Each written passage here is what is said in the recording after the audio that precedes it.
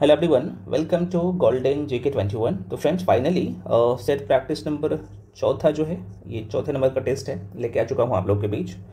आप इससे पहले वाला टेस्ट नहीं दिया है तो ऑलरेडी मैं इसका प्ले लिस्ट यूट्यूब पर बना दिया हूँ, जाके दे दीजिए। बहुत इंपॉर्टेंट है क्योंकि आपको टेस्ट तो देना ही पड़ेगा। और सबसे बड़ी बात है इस टेस्ट का कि भाई बीपीएससी जिस टॉपिक से क्वेश्चन उठा के पूछते हैं आपके एग्ज़ाम में, उसी चैप्टर से मैं क्वेश्चन उठा के आपके टेस्ट में डाला हूँ, ताकि भाई आपका क्वेश्चन आए, मिस ना हो, और इस टॉपिक पे आपका कमांड भी अच्छे से हो जाए। फ्रेंड्स आपके लिए एक बहुत बड़ी सरप्राइज़ लेके आया हूँ। जो लोग ज्वाइन करना चाहते हो जल्दी से ज्वाइन कर लीजिए। फ़ी जो है आप सबको पता है कि 1499 था, अभी कम कर दिया हूँ और मात्र जो है 899 कर दिया हूँ बीपीएससी एईडीओ के लिए। और इसमें आपको सारे सब्जेक्ट का क्लास मिलेगा वीडियो फॉर्मेट में, रिकॉर्डेड फॉर्म में सारे क्लासेस मिलते हैं। सारे सेक्शन का आपको हैंड रिटन नोट्स मिलता है। और सबसे बड़ी बात है कि इसमें जो भी क्वेश्चन, चाहे करंट अफेयर्स की बात कर लो या history, polity, geography, economics, Bihar special, या साइंस की मैं बात कर लूँ तो फिजिक्स, केमिस्ट्री, बायो, सारे सेक्शन कवर किया गया है और इसके बाहर क्वेश्चन नहीं जाता है। हाँ, बस जितना दूंगा कर लेना। तो जो लोग ज्वाइन करना चाहते हो, यह ऑफर सीमित समय के लिए है, तो अभी जाके ज्वाइन कर लीजिए। क्लास शुरू है आपके। कैसे जो पिछले क्लासेज हमको छूट गया है, तो भाई जैसे ही मैं आपको बैच में जोड़ूंगा ना, उसका प्लेलिस्ट बना हुआ है, तो आप पिछले क्लासेस भी आप कर पाएंगे। इसके रिगार्डिंग जो भी इन्फॉर्मेशन चाहिए, आपको यहाँ पे नंबर दिख रहा होगा, इस नंबर पे आप क्या करेंगे, कॉल करके इन्फॉर्मेशन ले सकते हैं, है ना। और यहाँ पे हालांकि मैं बता ही देता हूँ, आपको पेमेंट जो करना है इस नंबर पे, यहाँ पे आपको नंबर जो दिख रहा होगा इस नंबर पे पेमेंट करना होता है। अगर आप कॉल करना चाहेंगे तो इस नंबर पे यहाँ पे लिख देता हूँ 9341766130, इस नंबर पे आप कॉल कर सकते हो। पेमेंट का नंबर ये है 7319924130। फ्रेंड्स इस नंबर पे आपको पेमेंट करना होता है 7319924130। उसका स्क्रीनशॉट करके 73 वाला नंबर पे भेजिएगा, या फिर आप सेम नंबर पे भेज सकते हैं जिस पे आप पेमेंट करेंगे उस पर भी।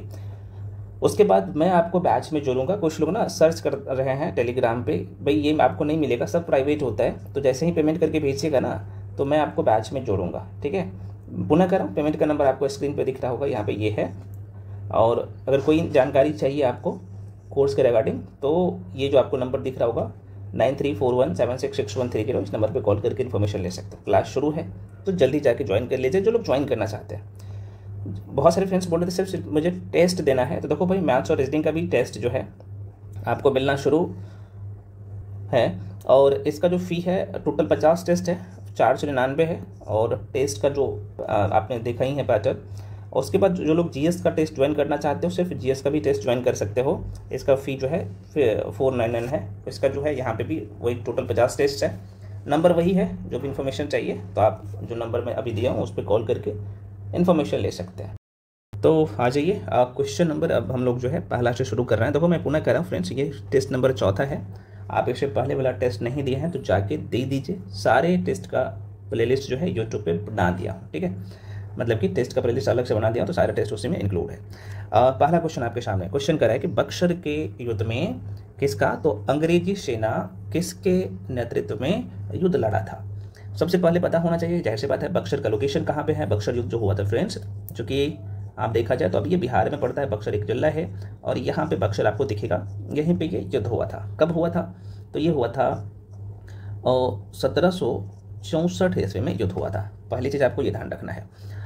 तो प्रश्न पूछा था कि भाई अंग्रेजी सेना का नेतृत्व जो है कौन किया था, तो डेफिनेटली आंसर जो लोग यहाँ पे टिक कर रहे हो ए सही है, आंसर हो जाएगा हेक्टर मुनरो।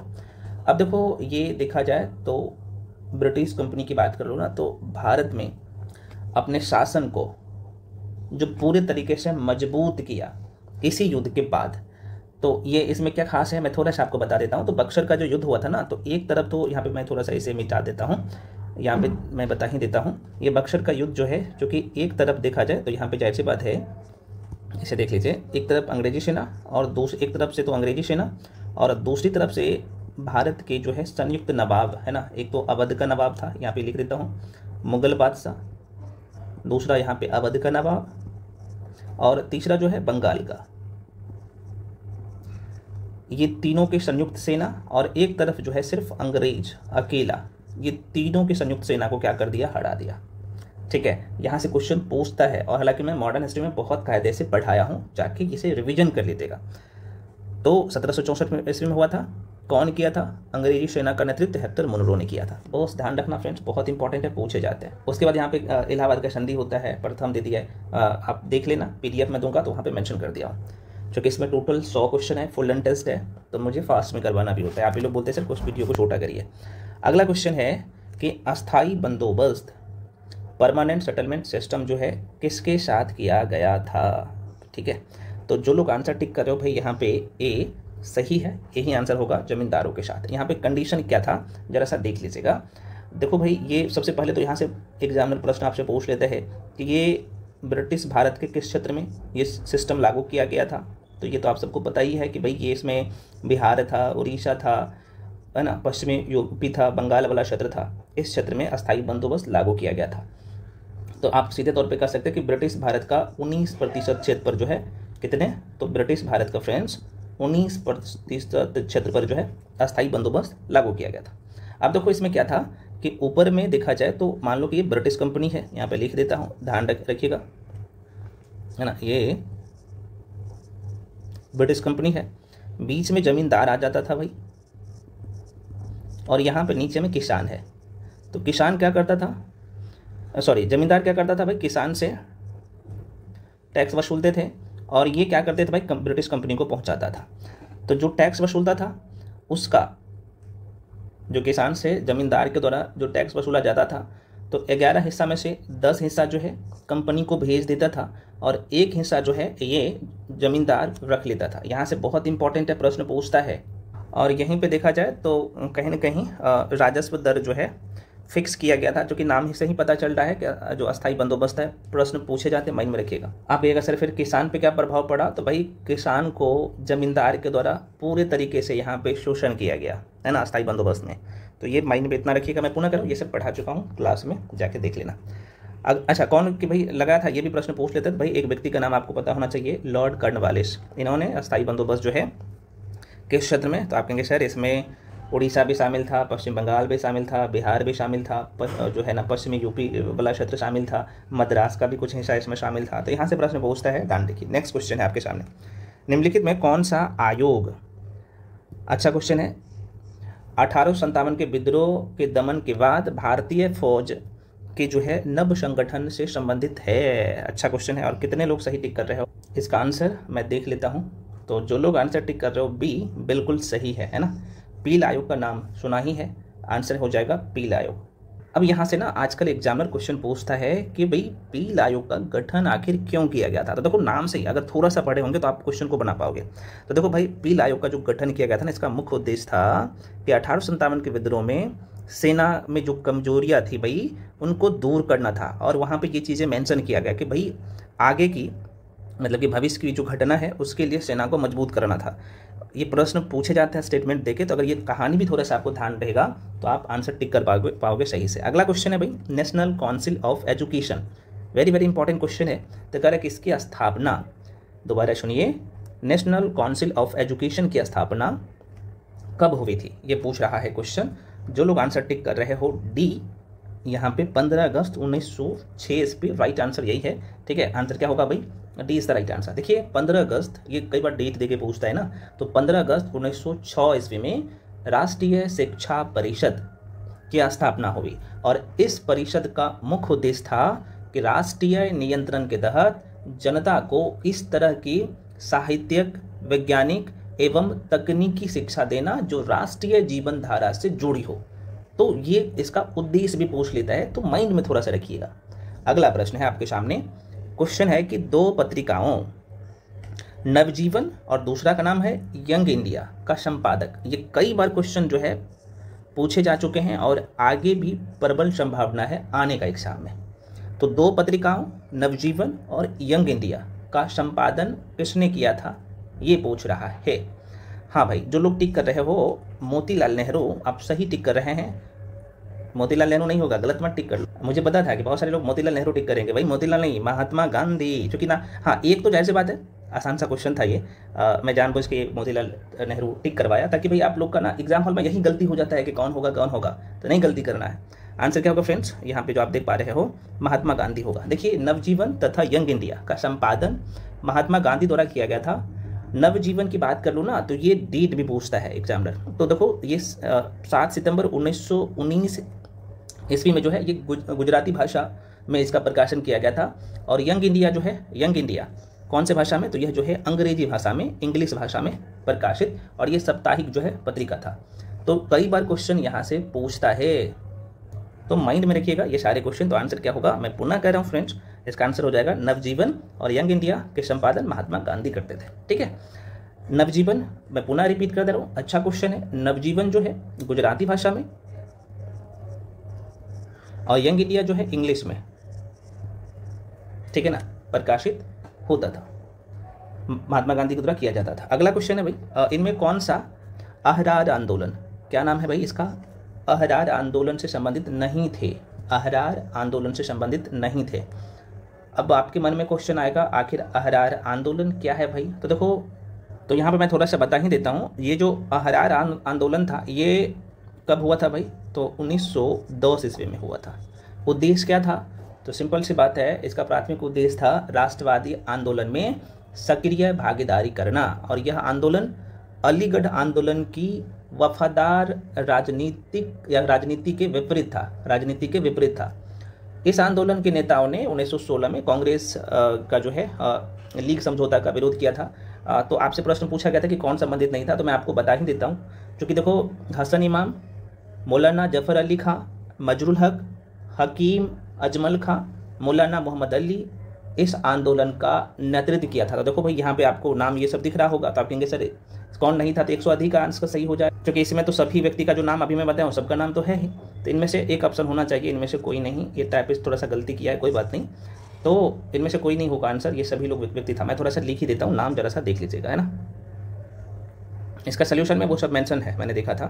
तो इस आंदोलन से जो व्यक्ति जुड़ा हो, एक का नाम है भाई हसन इमाम भी था, उसके बाद मौलाना जफर अली खां भी था, मौलाना, ये प्रश्न इंपॉर्टेंट है, ध्यान रखना, जफर अली खां भी था, मजरुल हक भी था, इसमें मजरुल हक भी था भाई, ध्यान रखना, हकीम अजमल खां भी था, हकीम अजमल खां भी था। उसके बाद एक व्यक्ति जो बहुत आता है, मौलाना मोहम्मद अली, है ना, मौलाना मोहम्मद अली, ये भी था। तो ये नाम के अलावा जो आंसर होगा टिक कर देना। तो ये बस इतना ही रहेगा, माइंड में रखिएगा।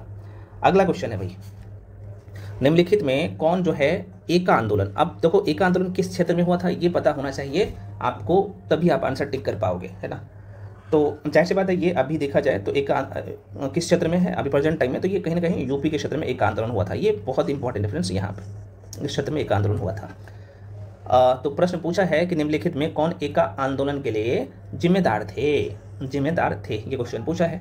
तो बिल्कुल जो लोग आंसर टिक कर रहे हो, अवध में, है ना, अवध में हरदोई, बहराइच आदि के किसान, तो जाहिर सी बात है ये वहाँ के किसान करेगा, बेसिक सा क्वेश्चन। अच्छा, एक क्वेश्चन पूछ लेते हैं यहाँ से, कब हुआ था, तो ये 1921 से 22 में यह आंदोलन किसानों द्वारा चलाया गया था। हरदोई, बहराइच, सुल्तानपुर, बाराबंकी, सीतापुर क्षेत्र में यह आंदोलन जो है फला फूला था, ठीक है ना। तो ये कई बार क्वेश्चन पूछ लेता है, लगान से संबंधित था आंदोलन, ध्यान रखिए। अगला क्वेश्चन है फ्रेंड्स, भारतीय राष्ट्रीय कांग्रेस का विभाजन हुआ सूरत अधिवेशन में, कब हुआ था ये पूछ रहा है। तो जाहिर सी बात है आप सबको पता ही है, इसका जो है राइट आंसर हो जाएगा 1907 में सूरत अधिवेशन हुआ था, तो B is the right answer. Next question है, निम्नलिखित में से कौन सा एक सही सुमेलित नहीं है, बोल रहा है कि नहीं है, कौन सा नहीं है। तो देखो भाई, कहीं ना कहीं आपको यहाँ पे जो दिख रहा होगा ना, नहीं है ये पूछा है। तो चोरा चोरी कांड हुआ था ना, एक गलत आपको यहीं पे दिख रहा है, क्योंकि चोरा चोरी कांड ना ये कई बार डेट पूछ लेता है। तो ये 4 फरवरी 1922 ईस्वी में हुआ था, ठीक है। तो यही पहला ही वाला गलत था। बाकी गांधी जी का दांडी यात्रा 1930 में, बिल्कुल सही है। 12 मार्च, ये डेट भी पूछ लेता है तो 12 मार्च हो जाएगा, 12 मार्च 1930 में हुआ था। गांधी इरविन समझौता 1931 में हुआ था, है ना, आप सबको पता है। और ये 5 मार्च, यहाँ पे लिख देता हूँ, 5 मार्च 1931 में हुआ था। और पूना पैक्ट 1932 में, 24 सितंबर, ये डेट ध्यान रखना, 24 सितंबर 1932 ईस्वी में हुआ था। तो ये सब सही है, माइंड में रखिएगा थोड़ा सा, पहला वाला गलत था। अगला क्वेश्चन है भाई, सरकार के विरोध में असेंबली में बम फेंकने के समय भगत सिंह का उम्र जो है क्या थी, है ना। हाँ डेफिनेटली आप लोग सही टिक कर रहे हो सभी लोग। 21 साल से थोड़ा सा ज़्यादा था भाई, है ना, ये 21 साल से थोड़ा सा ज़्यादा था, है ना, क्योंकि भगत सिंह का जन्म हुआ था, आप यहाँ पे देखेंगे तो 28 सितंबर 1907 में, है ना। भगत सिंह ने असेंबली पर जो है यहाँ पे बम फेंका था, वो फेंका था 8 अप्रैल 1929 ईस्वी को, ठीक है। तो ये लगभग 21 साल से थोड़ा सा ज़्यादा है, तो ये डेट अगर आपको ध्यान रहेगा ना तो आप आंसर को टिक कर पाओगे। अगला क्वेश्चन है, केंद्राभिमुखी बल किसके लिए जिम्मेदार है? साइंस का क्वेश्चन है, फिजिक्स का, है ना। तो बिल्कुल आंसर इसका जो है बी हो जाएगा। यहाँ पे इसका आंसर बी टिक कर लीजिएगा सभी लोग, वस्तु को वृत्ताकार पथ पर गतिमान रखना। देखो भाई, केंद्राभिमुखी बल वस्तु को वृत्ताकार पथ पर, है ना, वस्तु को वृत्ताकार पथ पर क्या करना भाई, एक समान चाल से गति करते हुए पिंड पर एक बल कार्य करता है। ये क्वेश्चन पूछे जाते हैं जिसकी दिशा सदैव केंद्र की ओर, कहाँ, तो ये केंद्र की ओर, किसके तरफ, तो भाई आप ध्यान रखना केंद्र की ओर रहती है। तो इस प्रकार पथ में केंद्र की ओर लगने वाला बल को केंद्राभिमुखी बल, जैसे इंग्लिश में हम लोग सेंट्रीपिटल फोर्स कहते हैं। तो नाम से ही पता चल रहा है केंद्राभिमुखी बल, तो ये बल जो लगेगा ये केंद्र की तरफ लगेगा। ये प्रश्न पूछे जाते हैं मेरे भाई, ध्यान रखना। तो आंसर क्या होगा, बी होगा, बी वस्तु को वृत्ताकार पथ पर गतिमान रखना राइट आंसर होगा। और इसी टाइप का जब क्वेश्चन आते हैं तो आप गलत कर बैठते हो एग्जाम हॉल में, नहीं करना। ये एनसीईआरटी का डायरेक्टली क्वेश्चन है, एनसीईआरटी का। अगला क्वेश्चन है आपके सामने, निम्नलिखित में कौन सा सही सुमेलित नहीं है? मैं क्या बोल रहा हूँ, नहीं है, बताइएगा कौन सा सम्मिलित नहीं है। तो आइए देख ही लेते हैं। यहाँ पे देखो भाई, आप सबको मैं बता दूँ, वोल्ट मीटर की बात कर लो तो वो विभवांतर इसका जो है हो जाएगा, बिल्कुल सही है। अमीटर विद्युत धारा को मापता है, आप सबको पता होना चाहिए। पोटेंशियोमीटर की बात कर लूँ तो ये विद्युत वाहक का बल से संबंधित, आप सबको पता ही है ना। अमीटर से विद्युत धारा को मापते हैं, वोल्ट मीटर से विभवांतर को मापते हैं, पोटेंशियोमीटर को विद्युत वाहक बल को मापते हैं, ठीक है। और गैल्वेनोमीटर की मैं बात कर लूँ ना तो यह जो है धारा की उपस्थिति को बताता है। यहीं पे तो गलत कर दिया है, देखो इस तरह का क्वेश्चन आता है, इसको काट लो भाई, यही गलत था, डी नंबर का आंसर हो जाएगा, यही गलत हो जाएगा। यह क्या करता है, गैल्वेनोमीटर क्या करता है, धारा की उपस्थिति को बताता है ना, ये धारा की उपस्थिति को बताता है, ठीक है। तो आंसर क्या होगा भाई, डी गलत था, D is the right answer. चलो अगले क्वेश्चन पे बढ़ते हैं। नेक्स्ट क्वेश्चन आपके सामने क्वेश्चन है कि एक सूक्ष्म तरंग, मुझे पता है इस क्वेश्चन को बहुत सारे लोग गलत करोगे, एक सूक्ष्म तरंग क्या है, तो आप कहेंगे सर ओवन में निम्नलिखित में कौन सा उत्सर्जन का स्रोत है। आंसर जाहिर सी बात है, जो लोग बी टिक करोगे भाई उसी का सही होगा, कीजिएगा तो इसका आंसर हो जाएगा मैग्रोटाउन। अच्छा मैग्रोटाउन क्या है भाई, देखो मैग्रोटाउन में एक डायोड जो है ना, वैक्यूम ट्यूब जिसमें केंद्रीय कैथोड से एक बेलनाकार, कौन सा, तो एक जो है बेलनाकार, है ना, बेलनाकार एनोड से जो है इलेक्ट्रॉन का प्रवाह चुंबकीय और विद्युत क्षेत्रों द्वारा नियंत्रित होता है, जिससे मुख्य रूप से माइक्रोवेव ओसिलेटर में उपयोग किया जाता है। तो ये क्वेश्चन ना पूछता है, बहुत ध्यान रखना, फिजिक्स वाले क्लास में ये क्वेश्चन करवाया हूँ बहुत कायदे से। अगला क्वेश्चन है आपके सामने, आधुनिक टेलीफोन उपयोग करता है। अब देखो डायरेक्टली क्वेश्चन, कौन सा तरंग उपयोग करता है, तो रेडियो तरंगे का उपयोग करता है। चलो अगला क्वेश्चन है, आधुनिक टेलीफोन, अच्छा में बता ही दो ना, आंसर क्या होगा इसका, ए हो जाएगा, रेडियो तरंग होगा। नेक्स्ट क्वेश्चन है आपके सामने, बहुत अच्छा क्वेश्चन है भाई, बनाना। ऊंचे स्थान पर पानी 100 डिग्री सेल्सियस से जो है कम तापमान पर जो है खौलने लगता है। बहुत अच्छे से पढ़ा चुका हूँ, ग्रेविटेशन का जो चैप्टर था वहाँ पे, बताइएगा इसका आंसर क्या हो जाएगा। जो लोग बिल्कुल यहाँ पे जाहिर सी बात है क्या होता है कि निम्न वायुमंडलीय दबाव पर पानी का क्वथनांक कम हो जाता है। तो आप इस तरीके से ध्यान रख सकते हैं कि भाई ऊंचे स्थान पर पानी 100 डिग्री सेल्सियस से कम तापमान पर खौलने लगता है, क्योंकि पहाड़ों पर निम्न वायुमंडलीय दबाव, है ना, निम्न वायुमंडलीय दबाव पर पानी का क्वथनांक कम हो जाता है, और यही कारण होता है कि 100 डिग्री सेल्सियस, मतलब कि पानी जो है 100 डिग्री सेल्सियस से कम तापमान पर ही उबलने लगता है। तो ये वेरी वेरी इंपॉर्टेंट था, माइंड में रखिए। नेक्स्ट क्वेश्चन है मेरे भाई, किस वर्ष जो है सर जो है सीवी रमन को ये नोबेल प्राइज़ दिया गया था, आप सभी को पता ही है। तो इसका आंसर 1930 में दिया गया था, इसे हमें बताने की जरूरत नहीं है, और रमन प्रभाव को कौन नहीं जानता है। अगला क्वेश्चन है, लेंस की शक्ति मापी जाती है किस में, लेंस वाला चैप्टर पढ़ाया हूँ, अगर क्वेश्चन गलत कर रहे हो तो सही कर लेना। डायोप्टर में मापा जाता है, डिटेल में यहाँ पे नहीं बताऊँगा क्योंकि बहुत कायदे से पढ़ाया हूँ ये सब। अगला क्वेश्चन है डरवाइन व डायनेमो से बिजली प्राप्त करने में किस ऊर्जा को विद्युत ऊर्जा में कन्वर्ट करते हैं, परिवर्तित करता है? बहुत अच्छा क्वेश्चन है, बताओ। हाँ बिल्कुल, जो लोग सी टिक कर रहे हैं बिल्कुल सही टिक कर रहे हैं आप। आंसर क्या होगा? मैकेनिकल ऊर्जा। देखिए फ्रेंड्स, इसमें है ना विद्युत जनरेटर के द्वारा विद्युत जनरेटर के द्वारा यांत्रिक ऊर्जा, मतलब कि मैकेनिकल ऊर्जा। यांत्रिक ऊर्जा को मैकेनिकल ऊर्जा कहते हैं, यांत्रिक ऊर्जा को मैकेनिकल, यांत्रिक ऊर्जा हिंदी में, मैकेनिकल ऊर्जा इंग्लिश में कहते हैं। तो यांत्रिक ऊर्जा को मैकेनिकल ऊर्जा भी कहते हैं, आप सबको पता होना चाहिए। तो यांत्रिक ऊर्जा को विद्युत ऊर्जा में बदलता है। विद्युत जनरेटर का सिद्धांत विद्युत चुंबकीय प्रेरण पर आधारित है। टरबाइन को जल की धारा से चलाकर विद्युत उत्पादन किया जाता है, ये भी प्रश्न पूछते हैं। तो ये क्वेश्चन पूछा था टरबाइन और डायनेमो उसे बिजली प्राप्त करने में किस ऊर्जा को विद्युत ऊर्जा में कन्वर्ट किया जाता है? तो मैकेनिकल, या फिर इसे हिंदी में बोल सकते हो यांत्रिक ऊर्जा। ठीक है, यहाँ से प्रश्न पूछता है, माइंड में रखिएगा। अगला क्वेश्चन है चुंबकत्व का अनुचुंबकीय सिद्धांत निम्न में से किसके द्वारा प्रदर्शित होता है? हाँ, जो लोग आंसर डी टिक कर रहे हो, प्लेटिनम, बिल्कुल सही है, डी ही आंसर हो जाएगा। देखो, पानी में एक हवा का बुलबुला, इसका आंसर ये हो जाएगा, है ना, डी हो जाएगा, प्लेटिनम हो जाएगा। अगला क्वेश्चन है पानी में एक हवा का बुलबुला किस तरह काम करता है, ये है क्वेश्चन। तो बिल्कुल डी हो जाएगा, अवतल लेंस के भांति। देखो, पानी में जो है एक हवा का बुलबुला अवतल लेंस की तरह काम करता है, जो लेंस के बीच पतला तथा किनारों पर मोटा होता है।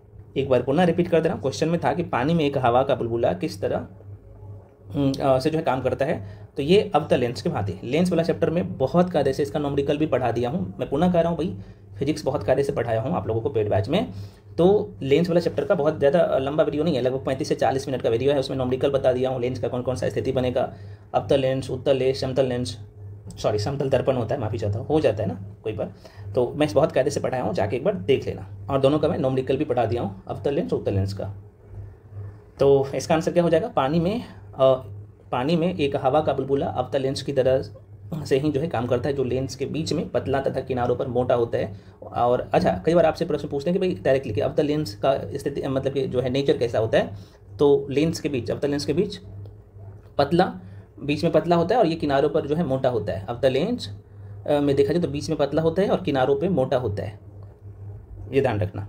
अगला क्वेश्चन है जम्मू और कश्मीर राज्यों के विभाजन के बाद बने किस केंद्र शासित प्रदेश की अपनी कोई विधायिका नहीं है? तो जो लोग आंसर यहाँ पे जो करोगे टिक लद्दाख, है ना, क्योंकि आपको इसका ऑप्शन तो लिखना ही नहीं चाहिए, लद्दाख आंसर है ना। तो फ्रेंड्स, इसका आंसर हो जाएगा लद्दाख। अगला क्वेश्चन है निम्नलिखित में से संघीय शासन की एक प्रमुख विशेषता क्या है? संघीय शासन की, पॉलिटी का क्वेश्चन है। यहाँ पे मुझे पता है गलत करोगे क्वेश्चन, तो जो लोग आंसर टिक कर रहे हो यहाँ पे, केंद्र और राज्य अपनी शक्तियाँ संविधान से प्राप्त करता है, बिल्कुल ये सही है ना। तो आंसर क्या होगा? डी हो जाएगा इसका।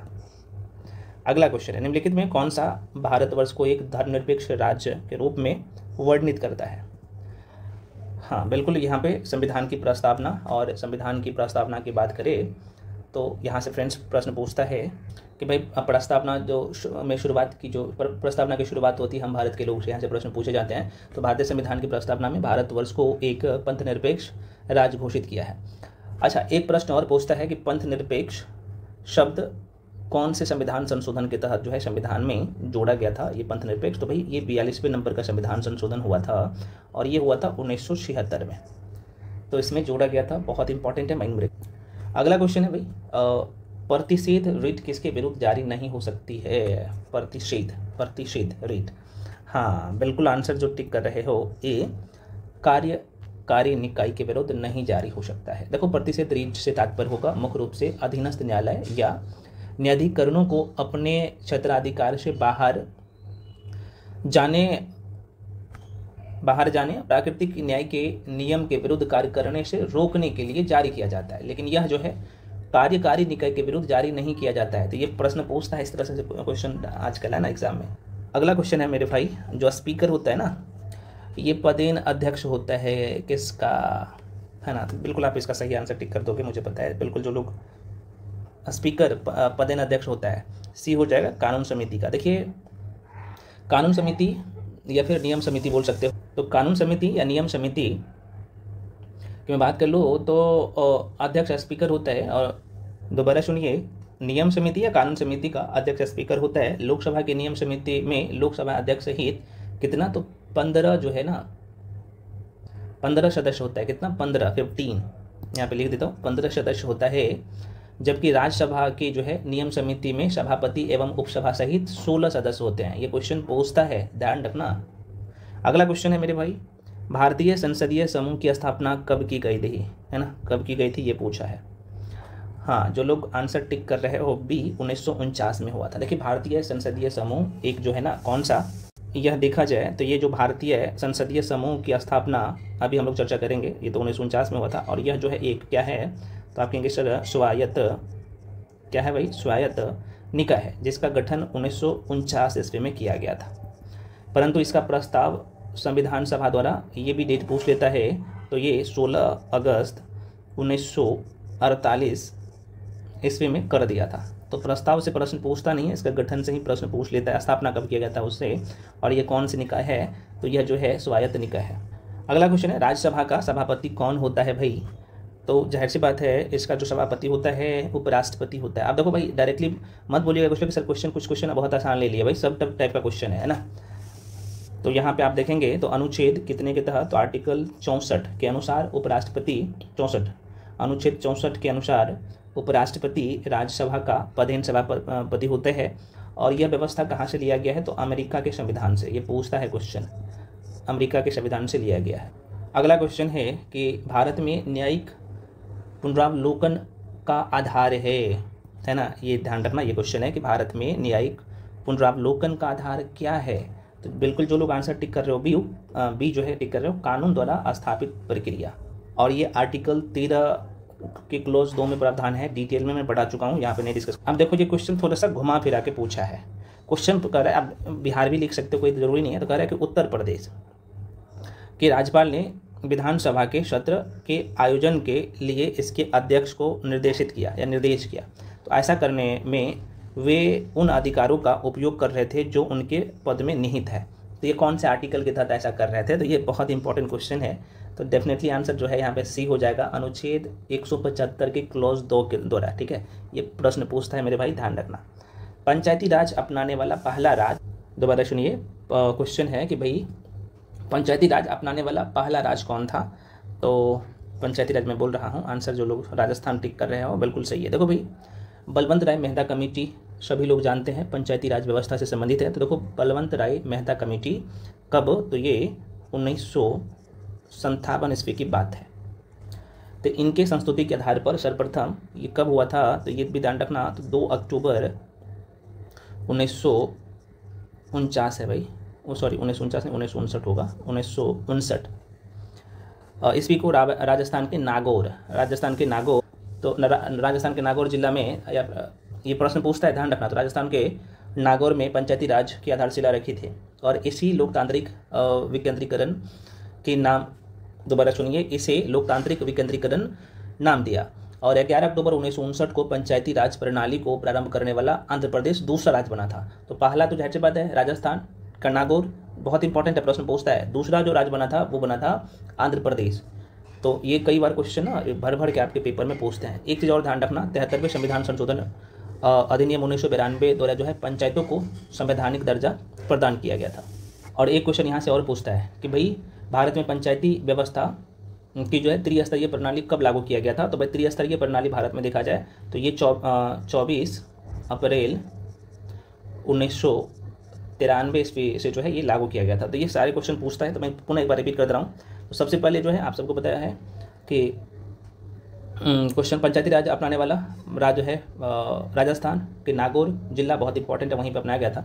दूसरा राज्य है आंध्र प्रदेश, प्रश्न पूछता है तो कम से कम पहला और दूसरा ध्यान रखिएगा। अगला क्वेश्चन है सल्तनत काल के सिक्के, जो आप यहाँ पे देख पा रहे हो भाई, इसका नाम है टंका, शशगिनी और जिंदल, किन धातुओं के जो है धातुओं के बने थे, है ना। ये बहुत इंपॉर्टेंट है, तीनों का नाम आपने जरूर सुना होगा, टंका, शशगिनी और जिंदल कौन से धातु का बना हुआ था। तो आंसर जो लोग ए टिक कर रहे हो, चांदी और तांबा, बहुत इंपॉर्टेंट है ना। तो ये आंसर क्या होगा, चांदी और तांबा का, बी नहीं, ए होगा भाई, ए होगा, ठीक है ना, चांदी और तांबा। अगला क्वेश्चन है अपने सद्गुणों के बावजूद रजिया, दोबारा सुनिए, अपने सद्गुणों के बावजूद रजिया सफल नहीं हुई क्योंकि डेफिनेटली जाहिर सी बात है यहाँ पे उच्च वर्ग को स्त्री शासन पसंद नहीं था। अपनी दिल्ली सल्तनत में अच्छे से पढ़ा है इसको। अलाउद्दीन खिलजी के प्रसिद्ध सेनापतियों में जिसकी मंगोलों के विरुद्ध लड़ते हुए मृत्यु हुई थी, अलाउद्दीन खिलजी में बोल रहा हूँ। अच्छा क्वेश्चन है, तो आंसर बिल्कुल ए हो जाएगा, जफर खां का जो है ना मृत्यु हुआ था। अगला क्वेश्चन है, दिल्ली सल्तनत के दौरान ये एक शब्द आपको दिखेगा, मुकद्दम या चौधरी पद का इस्तेमाल किन के लिए किया जाता था? हाँ बिल्कुल, जहाँ ये गांव के सरपंच के लिए। अगला क्वेश्चन है भाई, सभी भक्ति संतों के मध्य एक समान विशेषता थी कि इन्होंने क्या किया? जाहिर सी बात है, तो आप कहेंगे सर यह जो है अपनी वाणी को उसी भाषा में लिखा जिससे जो है भक्तों को समझने में आसानी हो। ये क्वेश्चन हालांकि मैं पहले भी करवा दिया। अगला क्वेश्चन है मेरे भाई, अकबर के दरबार में कौन सा सुप्रसिद्ध चित्रकार था? बिल्कुल, ये जो लोग टिक कर रहे हो ए है ना, अकबर के दरबार में प्रसिद्ध चित्रकार जिसका नाम था इसका नाम था अब्दुल जो है सम्मद, इसका नाम था, ये था, है ना। नेक्स्ट है, पद्मावत किसने लिखा? तो बिल्कुल आसान सा क्वेश्चन है, बिल्कुल सी हो जाएगा, मलिक मोहम्मद जायसी। नेक्स्ट है भाई, कोश मीनार है। अब देखो यहाँ पे मुझे पता है कि आसान तो क्वेश्चन है लेकिन गलत करोगे। कोश मीनार क्या है मेरे भाई? आंसर क्या होगा? बी हो जाएगा, एक दूरी निर्धारक है कोश मीनार। आप मत समझ लीजिएगा, देखो नाम से ही पता चल जाएगा कोश मीनार है ना। कोस पहले हम लोग अगर बचपन में आपने सुना होगा, कोस है ना, कितने कोस का ये गाँव है, कितने कोस का, तो इसे माइंड में रख सकते हो। तो कोस जो है एक दूरी निर्धारक है। देखिए, कोश मीनार अर्थात दूरी मापने का पैमाना है, इसे हम लोग मील स्तंभ भी कहते हैं। इसका निर्माण अफगान शासक, ये प्रश्न पूछता है, अफगान शासक जिसका नाम क्या है? शेर शाह द्वारा प्रारंभ किया गया था, शेर शाह के द्वारा, ठीक है ना। ये पूछता है क्वेश्चन फ्रेंड्स, ध्यान रखना। अच्छा, प्रश्न पूछता है कि भाई कोश मीनार कहाँ है, मीनारे कहाँ है? तो ये हरियाणा राज्य में है ना। तो हरियाणा में जो है 49 कोश मीनार है, ध्यान रखिएगा, मैं पुनः कर रहा हूँ। हरियाणा में कितना? तो ये 49 कोश मीनारे है। और अच्छा, एक चीज़ आपको थोड़ा सा और यहाँ से ध्यान रखना है, शेर शाह द्वारा निर्माण कराए गए ग्रैंड ट्रंक रोड के जो है किनारे, ग्रैंड ट्रंक रोड के किनारे हर कोस पर है ना, प्रत्येक कोस पर देखा जाए तो यहाँ पे ये मीनारे जो है बनाई गई थी। अभी प्रेजेंट टाइम में आप जाओगे ना तो कहीं कहीं दिखेगा, दिल्ली अम्बाला राजमार्ग पर आज भी जो है ये आपको कोश मीनार दिखेगा, जो कि शेर शाह के द्वारा बनाया गया है। अगला क्वेश्चन है, शिवाजी के पिता का क्या नाम था? तो बिल्कुल शाहजी नाम था भाई, आप सभी लोग समझ ही रहे हैं, ठीक है ना। हाँ, अगला क्वेश्चन है, सरंजामी प्रथा, बहुत अच्छा क्वेश्चन है भाई। तो प्रथा किससे संबंधित है? तो जाहिर सी बात है ये मराठा भू राजस्व प्रथा से संबंधित है। अगला क्वेश्चन है, भारत के किस राज्य में जो देखा जाए तो वन्यजीव अभ्यारण्य सबसे अधिक संख्या में है प्रेजेंट टाइम में? बिल्कुल, यहाँ पे जो टिक कर रहे हो, देखो भाई भारत में अभी प्रेजेंट टाइम में सबसे ज़्यादा वन्यजीव अभ्यारण्य राज्य और केंद्र शासित प्रदेश में पूछा जाए ना, यहाँ पे मैं थोड़ा सा आपको बता ही देता हूँ, गलती मत करिएगा, नहीं तो पता चला भाई आप गलती। देखो आपने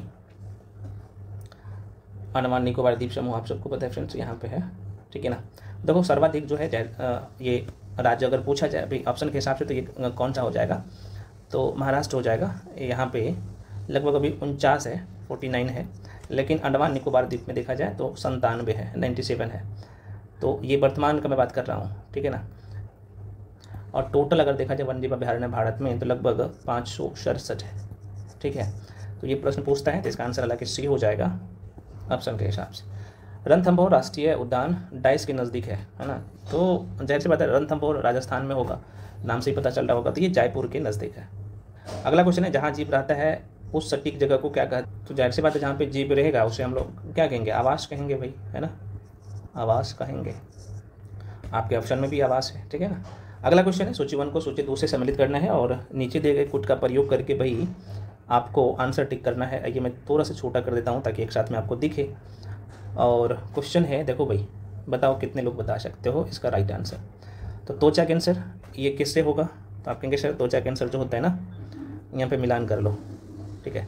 तो त्वचा कैंसर पराबैंगनी किरण से होता है, बिल्कुल सही है।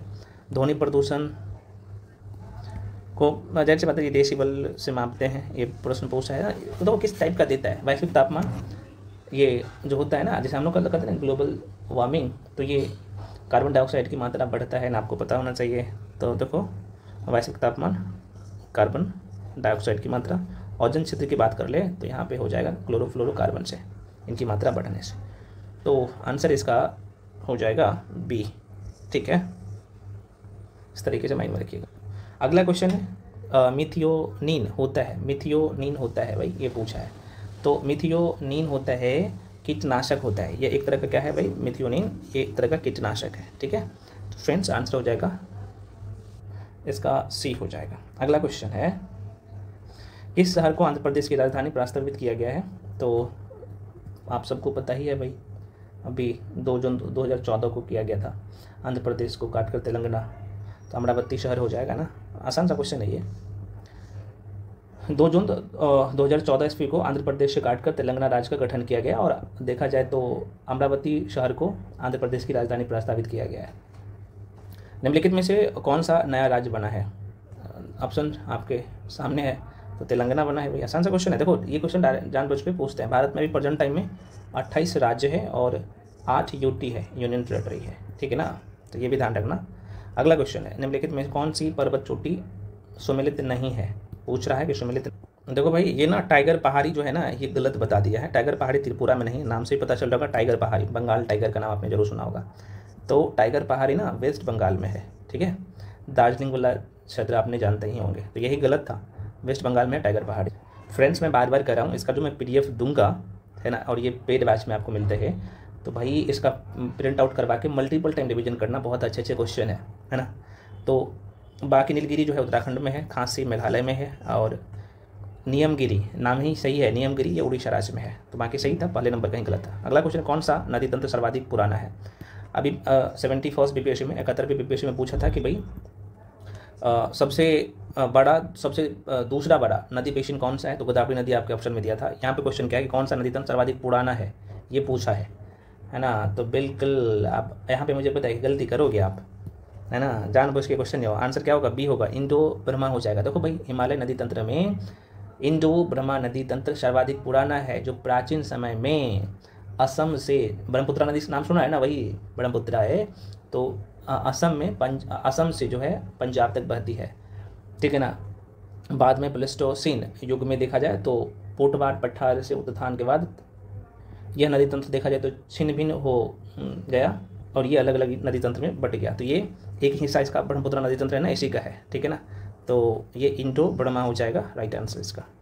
अगला क्वेश्चन आपके सामने है कि निम्नलिखित में से कौन सम्मिलित नहीं है, ये पूछ रहा है। कितने लोग सही टिक करोगे मुझे पता है। कांगड़ा भूकंप 1905 में हुआ था भाई, यही गलत है, पहले वाला ही गलत हो गया है। ये 1905 में हुआ था। कांगड़ा आपको पता है ना कि हिमाचल प्रदेश में है, हिमाचल प्रदेश में है, कांगड़ा डिस्ट्रिक्ट है हिमाचल प्रदेश का। कोयना भूकंप ये 1967 में हुआ था। लातूर भूकंप 1993 में, और शिलोंग भूकंप जो हुआ था 1897 में। तो ये सब सही है, ये पहला वाला गलत था। ठीक, चलो आगे बढ़ जाते हैं। करेबा किस प्रकार की खेती के लिए प्रसिद्ध है, आप सबको पता ही है ये, तो बिल्कुल भी हो जाएगा केसर के लिए। और आप सबको पता है कि करेबा केसर की खेती के लिए प्रसिद्ध है। कश्मीरी भाषा में करेबा का शाब्दिक अर्थ है उन्नत टेबल लैंड। ये प्रश्न पूछता है तो ध्यान रखिएगा। अगला क्वेश्चन है फ्रेंड्स, क्वेश्चन करें कि बादल फटना निम्नलिखित में से किस प्रदेश में होता है। तो देखो कहाँ पे होगा बादल का फटना। बादल फटना निम्नलिखित में से किस प्रदेश में होता है, ये पूछ रहा है। बादल फटना, तो अब यहाँ पे मुझे पता है लोग टिक करोगे हिमाचल ही, आप लोग समझदार है। देखो बादल फटना हिमाचल प्रदेश में होता है। हिमाचल प्रदेश का लोकेशन भी आप सबको बखूबी से पता है, मैं थोड़ा सा आपको बता ही देता हूँ।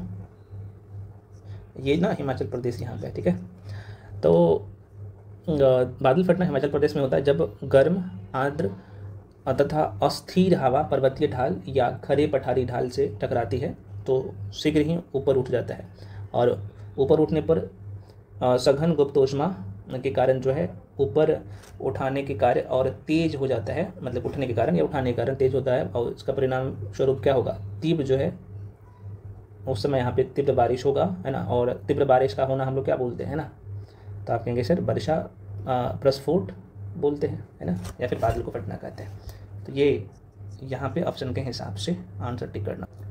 अगला क्वेश्चन है कौन सा प्रमुख उद्योग मूरी, ये जगह है मूरी, तो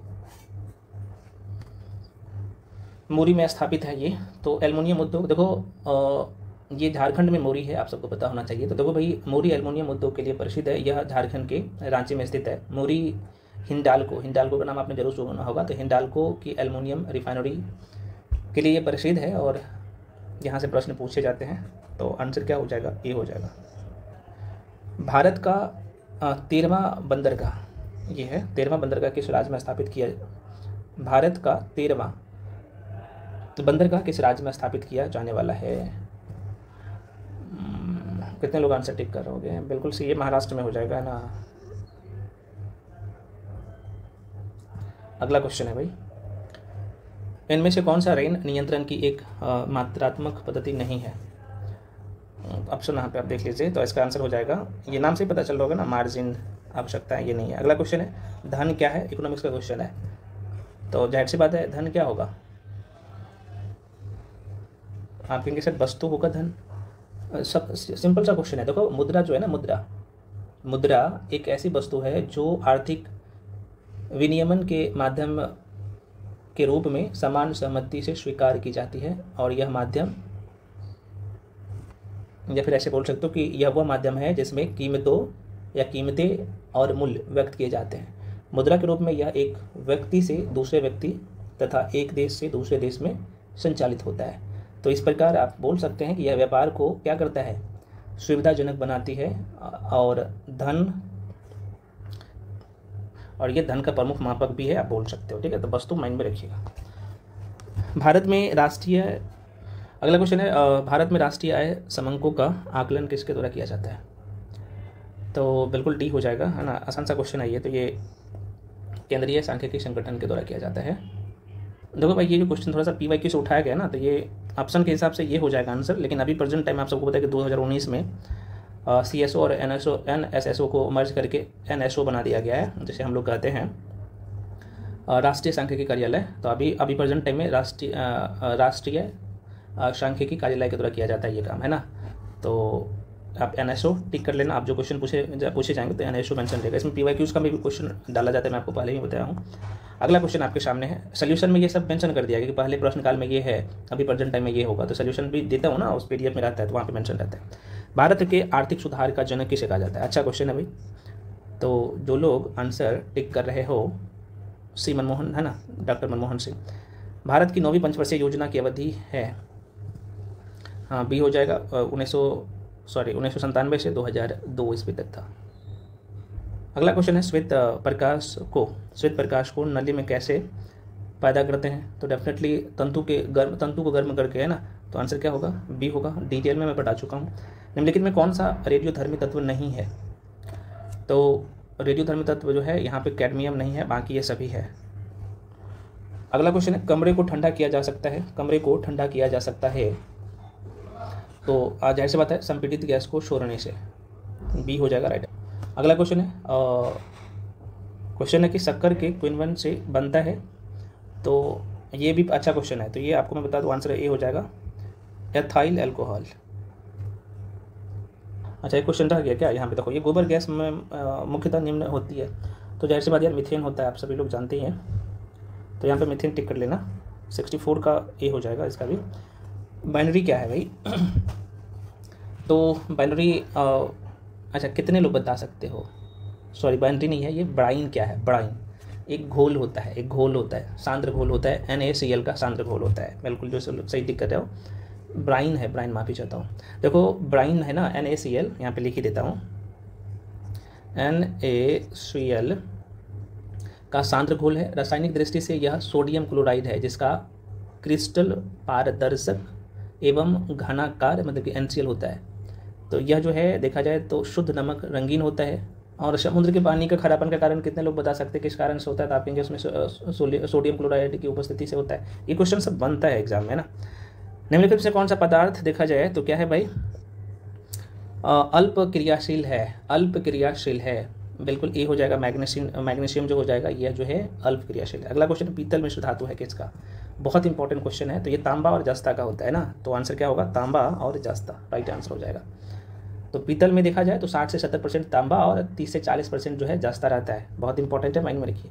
नेक्स्ट है भाई, वे पदार्थ जो जल में हाइड्रोक्सिल आयन देते हैं क्या कहलाते हैं? बिल्कुल, क्षार कहलाते हैं। बहुत कायदे से मैं पढ़ा चुका हूँ, ये पिछले वाले टेस्ट में डिटेल एक्सप्लेनेशन के साथ क्वेश्चन करवाया हूँ, ये तो मैं रिपीट नहीं करूँगा। उदासीन विलयन का पीएच मान क्या होता है? तो जाहिर सी बात उदासीन का 7 होता है, तो शुद्ध जल का पीएच मान 7 होता है। एजेंट ऑरेंज क्या है भाई? हाँ बिल्कुल, ये जो है शाकनाशी है, शाकनाशी है, शाकनाशी। मनुष्य शरीर में खून की शुद्धिकरण प्रक्रिया को क्या कहते हैं? तो जाहिर सी बात है, जिसका किडनी खराब होता है तो डायलिसिस करवाया जाता है। तो आंसर क्या होगा? अगर आपका किडनी नहीं काम कर रहा है, माफ़ी चाहता हूँ, आपका नहीं, मतलब कि जिनका किडनी खराब हो जाता है तो वो खून का जो सफाई होता है वो डायलिसिस के माध्यम से, है ना। तो आंसर ए हो जाए। अगला क्वेश्चन फ्रेंड्स है, हेपेटाइटिस विषाणु का उद्भव काल होता है, मतलब कि है, ये पूछ रहा है। बी हो जाएगा, ये 30 से लेकर 180 दिन का होता है। नेक्स्ट है भाई, एक स्वस्थ वयस्क मनुष्य में रक्त का कुल परिमाप होता है, सभी लोग समझ ही रहे हो ना, ये कितना होता है? तो ये 5 से 6 लीटर होता है। प्रकाश संश्लेषण होता है, किस में होगा प्रकाश संश्लेषण? बिल्कुल यहाँ पे क्लोरोप्लास्ट में होता है यार। अगला क्वेश्चन है, निम्न में कौन सी क्रिया पृथ्वी पर हो रहे कार्बन चक्र में ऑक्सीजन को बढ़ाती है? बिल्कुल, जो लोग यहाँ पे टिक कर रहे हो, प्रकाश संश्लेषण बिल्कुल सही है। अगला क्वेश्चन है, रे फंगी है, क्या है ये?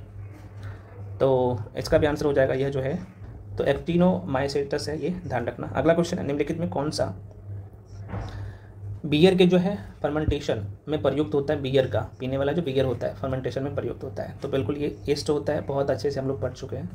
अगला कुछ, विटामिन ए उपलब्ध होता है वही किस में होगा? तो बिल्कुल आप कहेंगे सर गाजर में प्रचुर मात्रा में होता है, विटामिन ए गाजर में प्रचुर मात्रा में। अगला क्वेश्चन है, त्वचा का रंग निम्नलिखित में से किसके द्वारा निर्धारित होता है? ये सब क्वेश्चन पूछता है।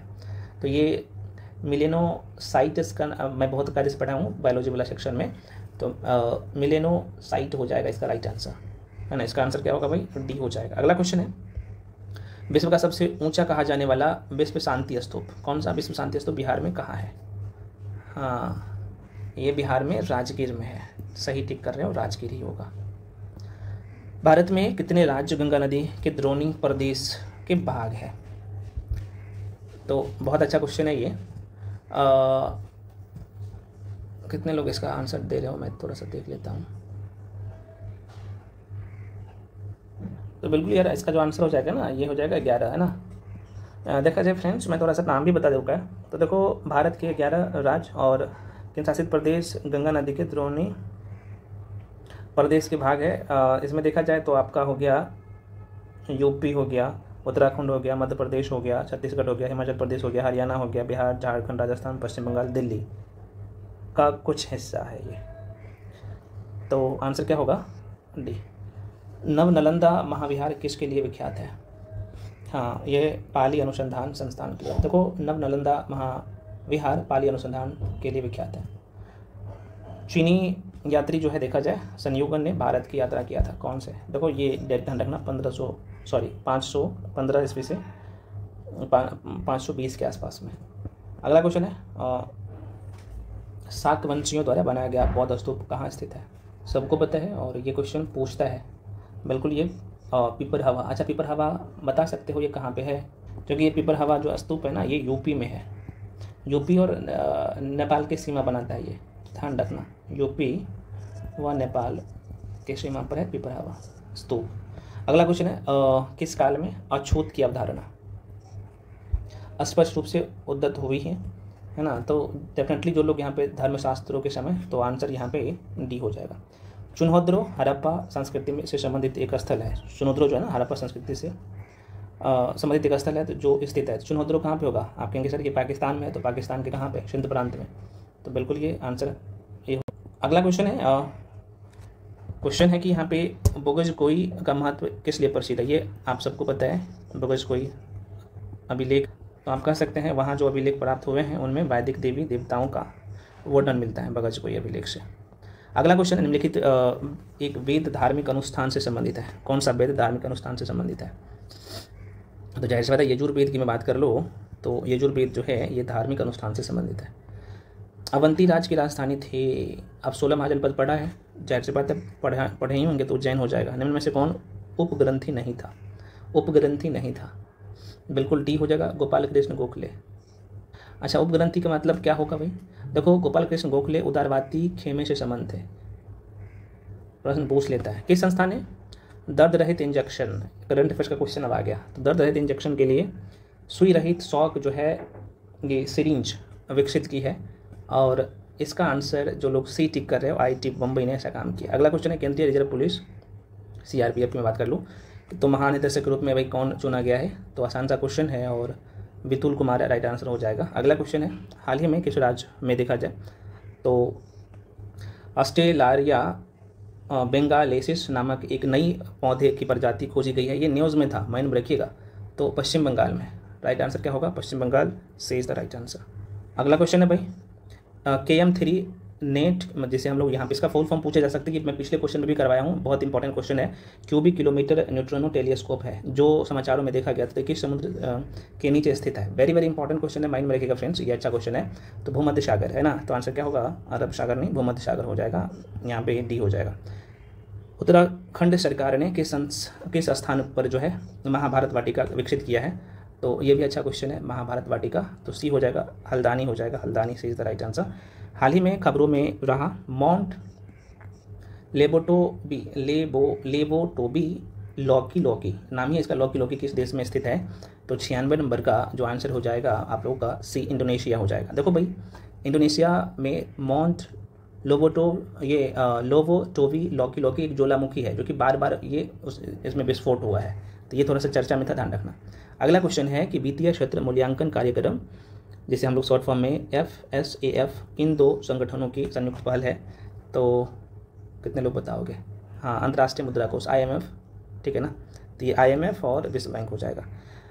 किस राज्य सरकार ने जो है मार्च 2025 में मानव अंग और ऊतक का प्रत्यारोपण अधिनियम को अपनाया है, ठीक है, तो ये तेलंगाना सरकार ने ऐसा पहल शुरू किया। अगला क्वेश्चन फ्रेंड्स, किस मंत्रालय ने बैंकों की परिसंपत्तियों की नीलामी को सुव्यवस्थित करने के लिए बैंक नेट नाम का एक नया जो है नीलामी पोर्टल लॉन्च किया है। अच्छा क्वेश्चन है, ये चर्चा में था, तो कितने लोग बता सकते हो, हाँ वित्त मंत्रालय ने ऐसा किया है, बिल्कुल सी हो जाएगा। अगला क्वेश्चन है आपके सामने कि भारत में समतुल्यकरण शुल्क पहली बार जो है लागू किया गया था कितने ईस्वी को, तो यहाँ पे 2016 में, ठीक है। तो आप लोग कमेंट सेक्शन में ज़रूर बताइएगा कि आपने 100 क्वेश्चन, चूँकि ये यहाँ पे क्वेश्चन ईजी ही मैं बोलूँगा, जो कि सब टाइप का टेस्ट में क्वेश्चन करवाऊंगा, धीरे धीरे हम लोग लेवल बढ़ाएंगे। तो आप लोग कमेंट सेक्शन में बताइए कि भाई आपका नेगेटिव काट के कितने नंबर आया था, और टारगेट 85% का होना चाहिए, तभी आप जो है ना यहाँ पे आगे बढ़ पाओगे, कन्फर्म एक सीट ले पाओगे AITO में, क्योंकि फॉर्म बड़ी तगड़ा फॉर्म फिलअप हुआ है। तो मैक्सिमम टेस्ट दीजिए, रिवीजन करिए, जहाँ से भी पढ़ाई किया है मल्टीपल टाइम रिवीजन करो, ज़रूरी है। मिलते हैं अगले वीडियो में, तब तक के लिए जय हिंद।